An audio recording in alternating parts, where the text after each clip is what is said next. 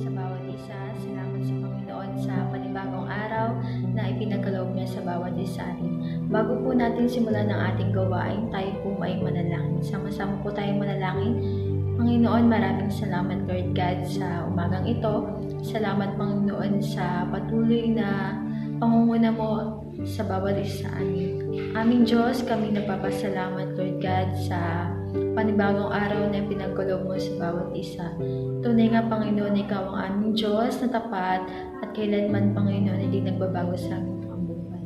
Lord, patuloy nilalapit namin sa iyo ang aming mga sarili Lord God. Ikaw ang siyang nakakaalam Panginoon sa mga buhay namin Panginoon.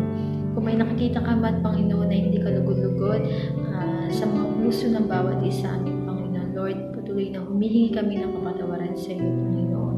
Linisin mo kami Panginoon, linisin mo ang aming buhay Panginoon, linisin mo Panginoon ang aming puso para sa aming pagsamba o Lord God ay maging karapat-dapat kami sa iyong harapan Panginoon. Salamat Lord God sa pagpapatawad na pinagkaloob mo Lord God sa amin. Samahan mo kami Panginoon sa aming pagsamba Lord God. Dalangin namin Panginoon na ang bawat isa amin Panginoon ay magpupuri at sasamba Lord God sa iyong pangalan. Dahil nararapat Panginoon ito upang pupurihan ka at sambahin Lord God. Lord, dalangin din namin ang mga salita mo Panginoon na aming maririnig. Patuloy na i-impart mo Lord God sa mga puso ng bawat isa amin Panginoon. At tulungan mo kami Panginoon na ang mga salita mong ito Panginoon ay makita Panginoon sa aming mga pansariling buhay Panginoon. At ma-apply Panginoon namin ito sa aming mga kanya-kanyang buhay Panginoon. Salamat Lord God. Ngayon pa lang kumilos ka Panginoon sa amin Lord God sa pamagitan ng mga salita mo na aming maririnig Panginoon. Pagpalain mo din ang aming pastor. Pagkaloob mo siya Panginoon ng wisdom na nagmumula sa iyo. Salamat Lord God sa umagang ito.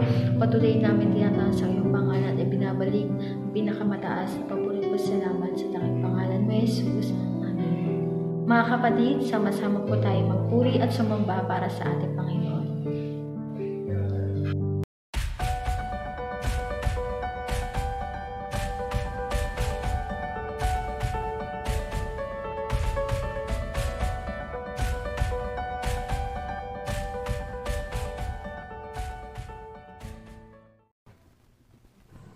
Purihan po natin ang ating Diyos. Sabay-sabay po tayo magpuri sa Kanya. Hallelujah, Jesus.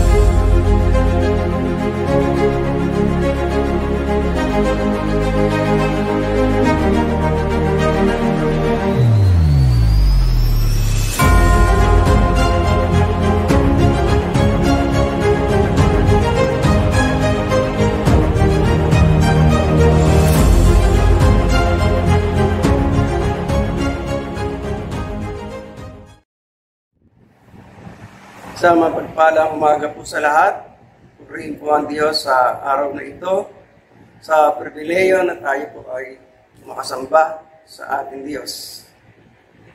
Samahan niyo po ako sa ating pagbubulay ng kanyang salita. Manalangin muna po tayo. Aming Ama at aming Diyos ng sangkalangitan, Diyos na may likha ng langit at lupa, pinupuri ka namin, sinasamba ka namin at tinuwalhati ka namin. Salamat sa bagong buhay, sa panibagong pag-asa. Salamat sa malayang pagsamba. Ang dalangin namin dakilang Diyos, sa pangalan mo po, Panginoong Jesucristo, patnubayan niyo po kami sa aming pong pagsamba. Tulungan mo po kami na may parangal namin ang iyong pangalan. Ikaw may taas sa aming kalagitnaan. Purihin, Ama, ang iyong pangalan. Sa banal na pangalan mo po, Panginoong Jesucristo. Amen. Muli, isang magandang umaga po sa lahat. Salamat sa Diyos sa pagkakataong muli na tayo po ay makasasamba sa pamagitan po ng pagbubulay ng kanyang salita. Ang ating pong pagbabasihan ng pagbubulayan sa umagang ito, sa Lucas chapter 4, sa verse 18 ang 19. Sabi po ng talata, ang Espiritu ng Panginoon ay sumasa akin, sapagkat tinirang niya ako upang ipangaral sa mga may hirap ang magandang balita. Sinugo niya ako upang ipahayag sa mga bihag na sila'y lalaya at sa mga bulag sila'y makakakita. Isinugo ako upang palayain ang mga inaapi at upang ipahayag na darating na ang pagliligtas ng Panginoon. Purihin po ang Diyos sa kanyang banal na salita. At mula po dito sa talatang ito, pagbubulayan po natin ang nagampanan ng ating Panginoon Jesucristo mula sa mga talatang ito. Ang talatang pong yan ay tumutukoy sa ministeryo ng ating Panginoon Jesucristo. At yan po ay natala sa Isaiah chapter 61 verse 1 and 2. Yun po ang prophecy sa Old Testament at ang fulfillment o ang katuparan, ito po sa Lucas, chapter 4, verse 18 and 19. Kaya mula po dito, kung natupad na po ito, dapat po na-enjoy na natin yung sinabi po dito sa talata, na tayo po pinalaya na. Kaya pag-usapan po natin, ang topic po natin ay live freely. Ang ibig po sabihin, mamuhay ng malaya. Sa atin pong kapanahunan ngayon, marami pong nagdi-declare o nagsasabing sila'y mananampalataya. Salamat sa Diyos. Sa mga ganong bagay, nakikita natin sa TV o sa Facebook at naririnig natin sa iba na mayroong mga patotoo na talagang sila'y mananampalataya na. Pero ang kalungkutan lang, mas marami pong nagsasabing siya'y Kristiyano, pero talunan sa buhay pananampalataya. Meron pa rin mga bagay na hindi na pagtatagumpayan ang maraming mananampalataya dito po sa mundo. Tandaan lang po natin lagi yung sinabi ng Panginoon Jesucristo. Sa John 8:32,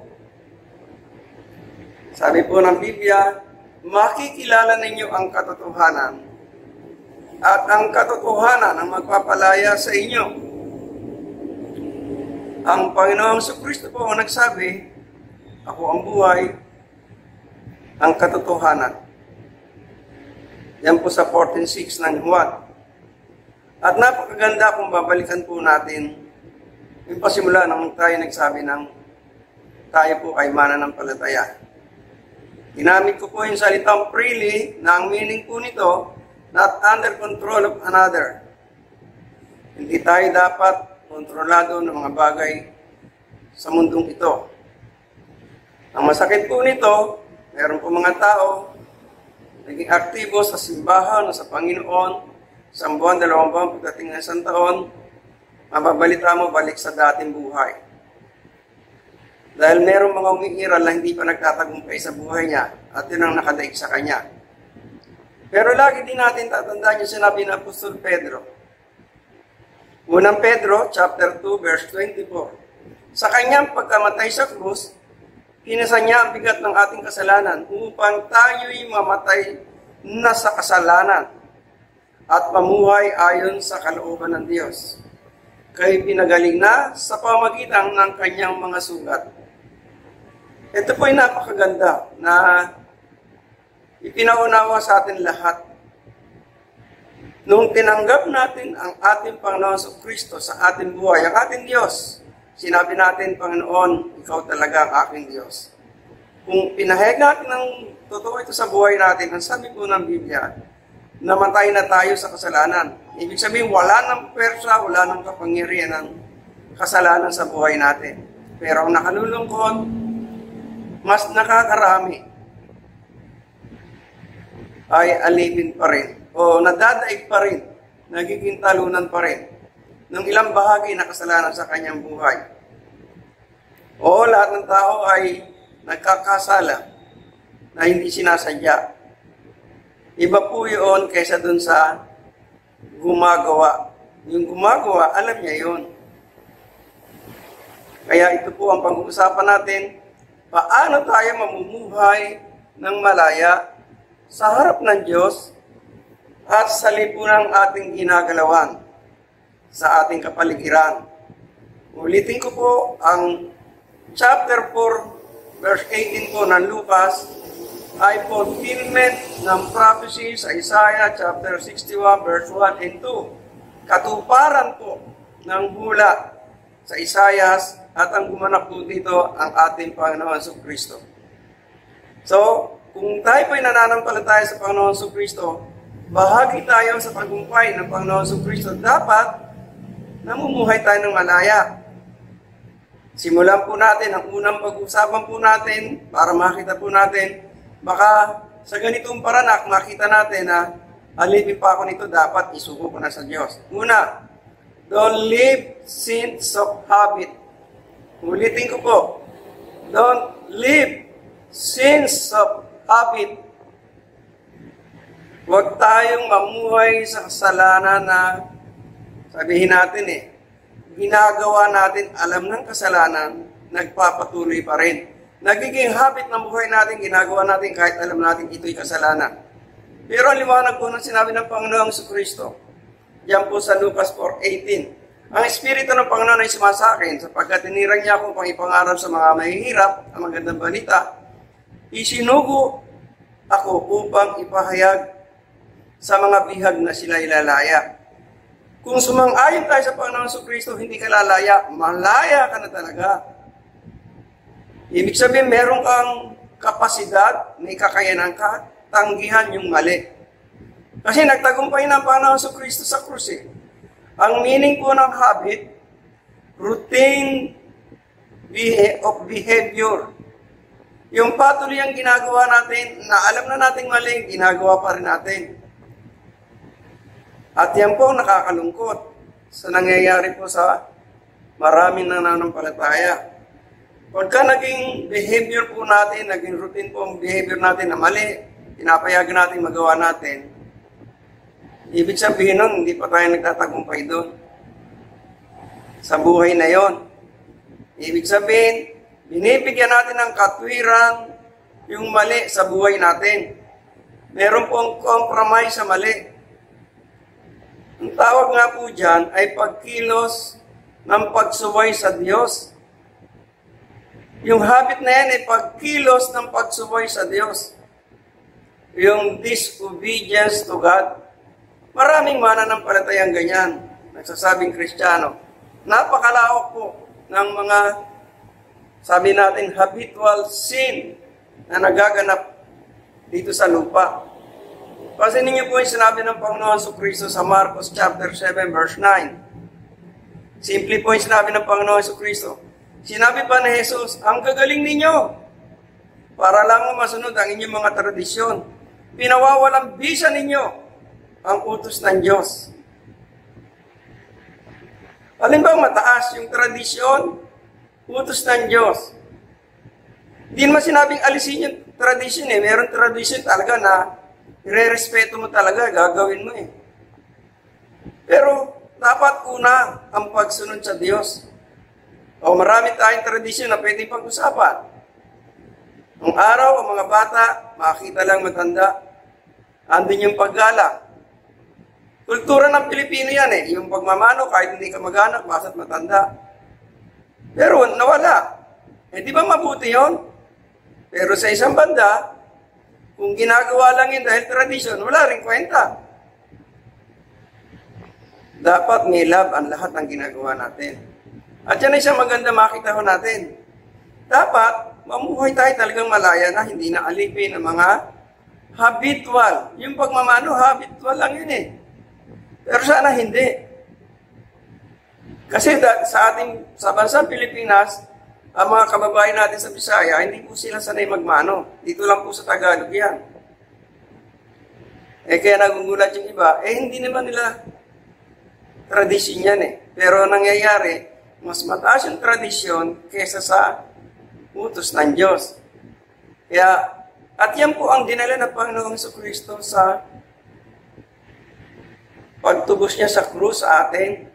Ang sabi po ng Galatia chapter 1 sa verse 4, nialay ni Kristo o nialay ni Jesucristo ang kanyang sarili dahil sa ating mga kasalanan ayon sa kalooban ng ating Diyos Ama upang mahango tayo sa kasamaang naghahari ngayon sa sanlibutan ito.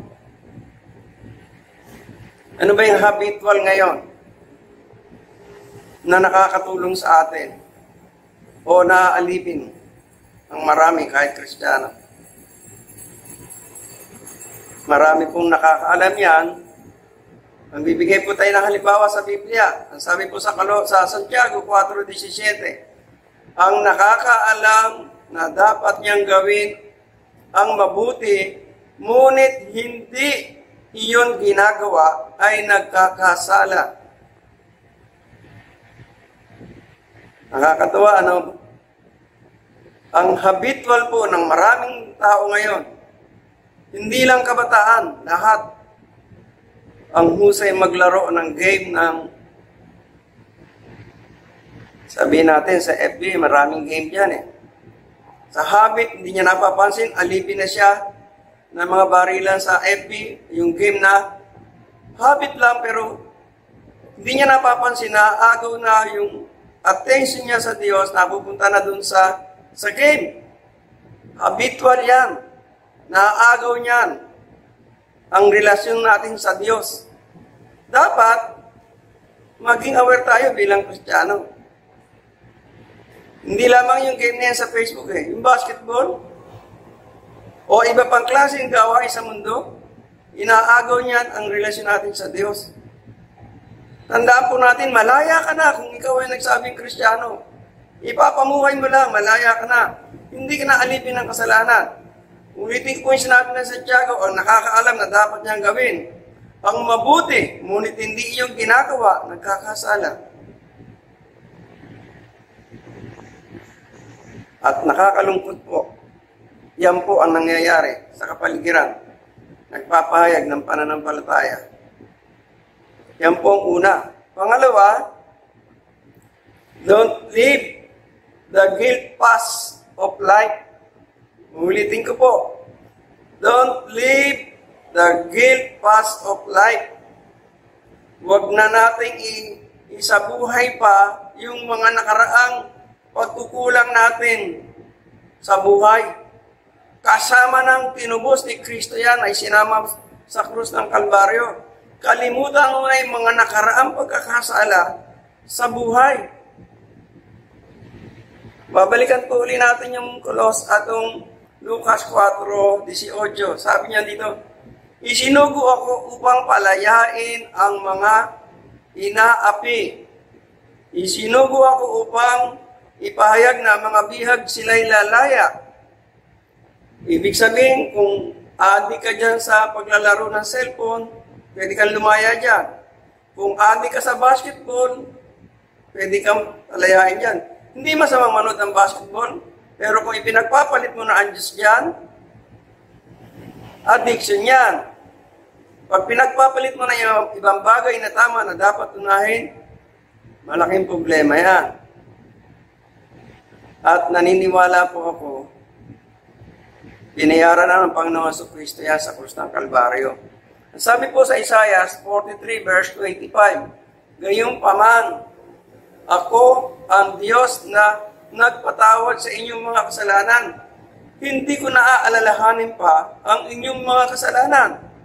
Sinabi ng Diyos yan eh. Kung tayo po ay totoong nagsisi sa lahat ng ating kasalanan na ginagawa nating mali, totoo rin yung sinabi ng Diyos. Hindi na aalalahanin pa ang inyong mga kasalanan. Hindi po sinungaling ang Diyos. Ang Diyos natin ay tapat at marapat makita sa atin. Hindi na natin binabalikan yung nakaraan. Hindi na natin binabalikan ang nakaraan na pagkakamali natin. O baka naman hindi pa talaga natin nasusuko sa Diyos. Yan sabi po sa Colosas, chapter 2, verse 13 hanggang 14. Kayo'y dating patay dahil sa kasalanan. Kayong mga hintil na hindi nasasakop ng kautusan ay binuhay ng Diyos na kasama ni Kristo. Pinatawad niya ang ating mga kasalanan. Verse 14 naman po. At pinawalang bisa ang lahat ng naisulat sa alituntunin laban sa atin, pati ang mga pananagutang kaugnay nito. Pinawi niya ang lahat ng ito nang ipako siya sa krus. Nung magkasala, walang kasalanan hindi babayaran eh. Pero dahil sa pag-ibig ng Diyos, yung dapat na parusa sa atin, inako ng Diyos, kasamang tinangay ng Panginoon Kristo sa krus ng Kalbaryo, yung mga kasalanan nyo. Kaya wala na tayo dapat binabalikan. Sapat ang pag-ibig ng Diyos sa buhay natin. Talaga pong nakakamangha itong pag-ibig ng Diyos sa atin. Talagang nakakamangha. At tandaan po natin, never be a prisoner of your past. Huwag tayo maging bilanggo ng ating mga nakaraan sa buhay natin. Ano mang uri ng kasalanan yan. Nung ating pagsisihan yan ng totoo, tapat sa puso natin, sabi po ng Biblia, pinawi na niya ang lahat ng ito nang ipako siya sa krus. Ganyang kabuti ang ating Diyos. Ano mang uring kasalanan niya, mamuhay ka nang malaya na, huwag mo nang alalahanin ang iyong nakaraang pagkakamali. Lagi natin tandaan, pinatawad na tayo ng Diyos. Kasama ng ipinako sa Panginoon Kristo ang lahat ng kasalanang nagawa natin.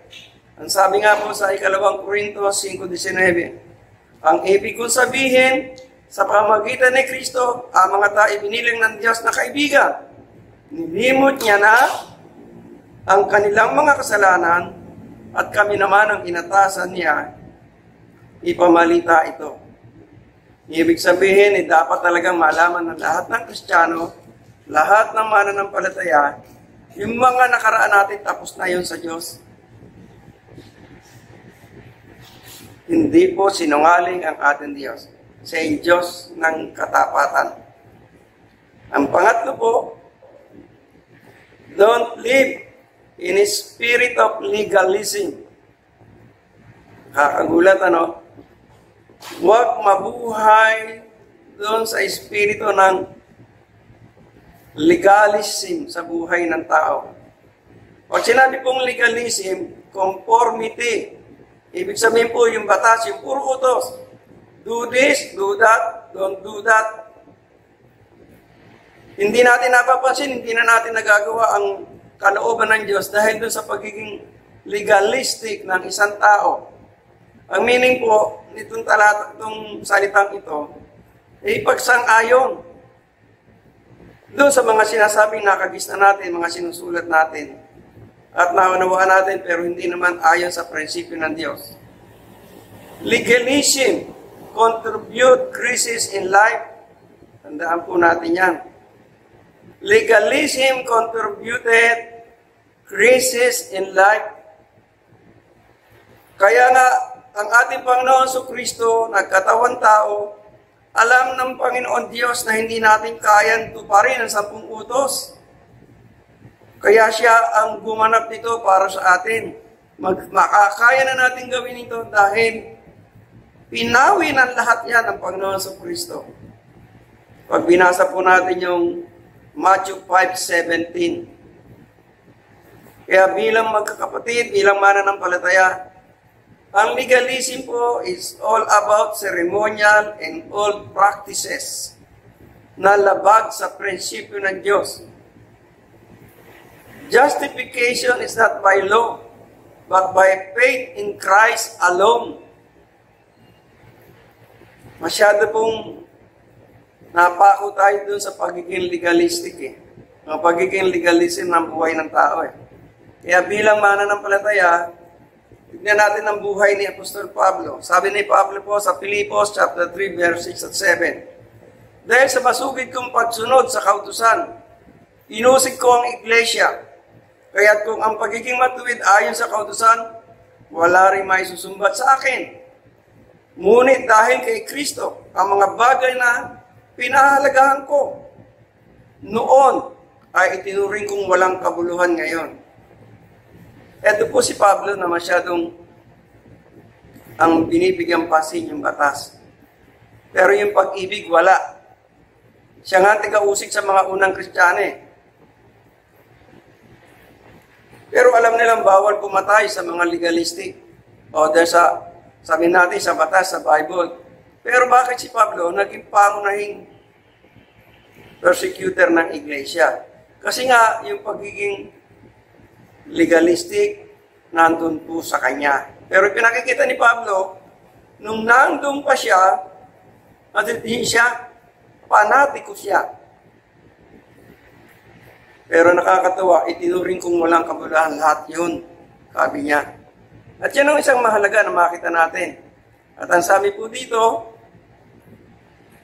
sa Galatia chapter 1, verse 13 hanggang 14, hindi kaila sa inyo kung paano ako namuhay noong bilang masugid na kaanib ng reliyon ng mga Hudyo. Walang awa kung inusig ang iglesia ng Diyos, sinikap na ito'y wasakin.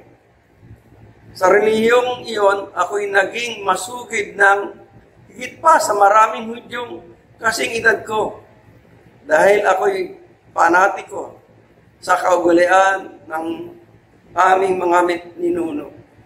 Pansinin niyo, pinakikita ni Pablo, yung pagiging panatiko, yung sa laging batas, nakakaligtaan yung pag-ibig sa Diyos. Walang pag-ibig. Nakakalimutan yung pag-ibig ng Diyos. Hanggang sa panahon ngayon. Alam niyo po, pagka ganito nangyari at ginagawa ng marami, don't allow evil to rob your blessing. Patulad naman, malapit na ho ngayon, maraming seremonya ang nagaganap. At maraming magaganap pa na mga tradisyon na labag sa prinsipyo ng banal na kasulatan. Ngayon, kung tayo totoo na nampalataya sa Panginoon sa Kristo, hingi tayo ng tulong, maunawaan natin ito. Ano ba yung mga tradisyon? Ano ba yung mga sabihin natin mga batas na ginagawa na aral ng tao, hindi naman aral ng Diyos. Dapat mapag-pray natin ito, hingin natin ng tulong sa Diyos. Nagbibigay po ako ng halimbawa tungkol po sa ceremonial at legalistic. Example ko po pwede maipakita sa bawat isa. Hindi po sa Biblia, ayon sa karanasan ng ating Panginoon sa Kristo. Sa John chapter 2, verse 6 at verse 10, sabi po doon sa talatang yun, ito po isang event na mayroong kasalan. Nandun po si Maria, ang ating Panginoon sa Kristo, at maraming bisita. Yung mag-asawa'y kinasal, at habang nandun po pagkatapos ng kasalan, nagkakaroon po ng salo-salo, at kultura po sa mga Hudyo, sa pagsasalo-salo nila, mayroong alak. At nung maubusan ng alak, tinanong ng Panginoon Jesus, meron bang tubig yan? Meron po dyan. Ang sabi po sa verse 6, may 6 na banga doon. Ang bawat isa'y naglalaman ng 70 hanggang 115 litro. Ang mga ito'y nakalaan sa paghuhugas ayon sa tuntunin ng pangreliyon ng mga Hudyo. Ibig ko sabihin, ang tuntunan ng mga Hudyo, bago ka pumasok ng bahay, maghuhugas ka ng paa. Ang tawag po doon, seremonya. Pero ang ginawa ng Panginoong Jesucristo, pinakuha po yun. At yun ang ginawang alak. Kaya nagulat yung mga tao, yung mga kasamahan sa nag-aayos ng alak. At yun ay seremonya. At ayon po sa verse 10, nung maihanda yung alak, sa kultura po nila, sa tradisyon po ng mga Hudyo, ang unang inihandang alak, yung hindi masarap. Pagkaubos na, tsaka ilalabas yung masarap na alak. Pero, ang sabi sa verse 10, sinabi, ang masarap na alak ang unang iniaahin kapag marami nang nainom ang mga tao sa kainahin ng mababang uri. Ngunit, sa huli ninyo inilabas ang masarap na alak. Ito po kultura. Ito po yung seremonyal. Ito po yung mga legal na pinag-uusapan. Sa ganyang gawain yan, nakikita po natin, sinira ng Panginoon Jesucristo yung mga seremonyal na yan. Binaliwala. Alin ang mahalaga? Yung pagbibigay na may pag-ibig. At nakakatuwa na makita po natin ito. Ito po yung problema ng nakakarami. At halimbawa, sa panahon natin ngayon, malapit na yung November 1st. Buti nga, tinulungan tayo ng gobyerno. Wala mo nang pupunta dahil sa pandemic. Pero ang ginagawa ng mga tao, at hindi kayang ipaliwanag kung bakit naglalagay ng kandila sa harap ng bahay. Yung dumalaw ka sa sementeryo, walang problema yun. Pero para lagyan mo ng kandila, anong purpose niya? Kung hindi kayang ipaliwanag, kasi seremonyal. Sa ganung paraan, maging maingat tayo. Don't allow evil to rob your blessing. From that ceremonial, maagaw lang ng dyablo ang biyaya dahil doon sa kasalanan po ng pagiging legalistic na yan. Kasi ang Diyos po sa biyaya niya, hindi po sa batas ang pag-ibig, magkahiwalay po yan. Kaya bilang isang mananampalataya, bilang isang Kristiyano, ito po yung mga bagay na makikita natin. Pinatutunayan ng banal na kasulatan. Ang sabi sa Colosas, chapter 2, verse 21 hanggang 22. Huwag hahawak nito, huwag titikim yan, huwag gagalawin yan. Ang mga ito'y utos, katuruan lamang ng tao, at nauukol sa mga bagay na uubos kapag ginagamit. Grabe, no? Yan ang katotohanan sinabi ng Biblia. At yan ang mga legalism sa panahon noon. Iba na po. Basta tagbasa po tayo ng Biblia, nakikita po natin. At marami niyan ay Kristiyanong yan ay mga alipin pa rin ng mga ganito. Pero pagka hanggang ginagawa natin yan, hanggat hindi tayo nakakaalis diyan, pinapayagan natin ang diablo, maagaw niya, yung biyaya na dapat papakinabangan natin sa buhay natin ito. Kaya sa bawat isa sa atin, ipamuhay po natin na tayo malaya na sa biyaya ng Diyos. Ikaw ay naging anak ng Diyos. Hindi sa legal, dahil sa pag-ibig ng Diyos. Hindi sa pagsunod ng kautusan. Hindi sa pagmamahal talaga ng Diyos. Ipamuhay mo. At naniniwala po ako, mararanasan mo at hindi maaagaw sa iyo ang biyayang bigay sa iyo ng Diyos. Salamat po sa Diyos. Kung ikaw ay mananampalataya, hilingin mo sa Diyos yung habitual mo, palitan ng Diyos ng tama. At yung nakaraan mo, pawiin mo na. Hihingi mo ng tawad sa Diyos. Ikaw ay malaya na. At yung pagiging legalism, paubaya mo sa pag-ibig ng Diyos at mararanasan mo ang kamay ng Diyos. Purihin po ang Diyos. Maraming salamat po sa Diyos sa kanyang papuri. Tayo po'y manalangin. Ama, sa pangalan mo po, Panginoong Hesus, pagyamanin mo po ang aral na ito sa puso't isipan ng bawat sa amin. Pagpalain mo po ang bawat nakarinig ng talatang ito, ang mga aral mo ito, sa bawat sa amin. Pagyamanin mo ito at mapamuhay namin. Ito po ang aming dalangin na may pasasalamat. Sa pangalan mo po, Panginoong Hesus. Amen. Amen.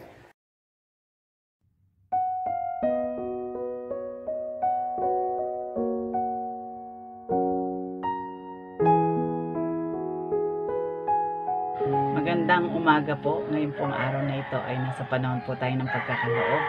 Ating pong basahin sa 2 Corinthians chapter 9 verse 7. Ganito po ang sinasabi. Ang bawat isa ay magbigay ayon sa sariling pasya, maluwag sa loob at hindi nagpipilitan lamang, sapagkat ang ibig ng Diyos ay kusang pagkakaloob. So, bigay po natin yung ating mga kaloob para sa Panginoon ng kusa, yung bukal sa ating puso. Ibalik natin sa Panginoon yung lahat ng ating mga natatanggap. Lahat ng ating tinatangkilik ay ibigay natin para sa Panginoon. At ang Diyos po yung bahalang magbalik nito sa atin. Na-experience po natin yung blessings ng Lord. Subukin po natin ang Panginoon. Makikita niyo po na ito ay magsisisi. God will pour out blessings more upon that we cannot contain. Hindi po tayo pababayaan ng Lord. Pangako po ng Panginoon na kahit kailan po hindi na po tayo pagkakukulang. Magpuli po tayong magbigay, magtiwala sa gagawin ng Lord sa buhay natin. Ate po itong panalangin. Panginoon, marami pong salamat sa masama-samang kaloob. Patuloy, Lord, na gamitin mo po ito sa kalalago ng aming iglesia at patuloy na marami pang mga taong maabot ng mga kaluluwa at makakilala sa iyo bilang Panginoon at tagapagligtas ng kanilang buhay. Marami pong salamat at mga dalangin sa bahay. Jesus, Amen. So, patuloy po natin ibigay ang ating mga kaloob para sa Panginoon. Makikita niyo po sa ating screen ang bank details na pwede po natin ipagkaloob yung ating mga tithes and offering. Pwede po natin kontakin ang ating pong treasurer. Makikita niyo po sa ating screen. Yun po yung ating kung paano po tayo magbibigay. To God be the glory.